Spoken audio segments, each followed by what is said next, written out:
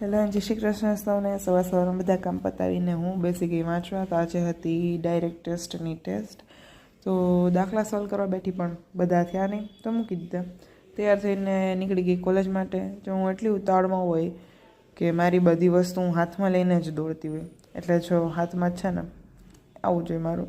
કોલેજેથી છૂટીને અમે પહોંચી ગયા શાકભાજી લેવા, કારણ કે આજે તનિષાને ઘરે માટે બટેકા લેવાના હતા તો મેં એ લઈ લીધા. મેં તનિષાને કહી દીધું બાય બાય અને હું પહોંચી ગઈ લિફ્ટે.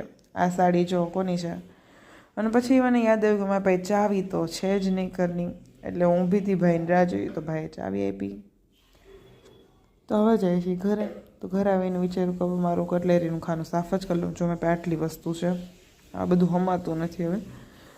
અને આ છે મારી ઓક્સિડાઇઝની ઇયરિંગનું કલેક્શન. જો મસ્ત છે ને. પછી મેં રૂમમાં મસ્ત સાચવીને મૂકી દીધું, કારણ કે મને બહુ જ ગમે છે બધી. પાછળથી પહોંચી પૂનમ તો અમે પૂછી લીધું ભાઈને કે જમીએ કે રમીએ. Thank you for watching.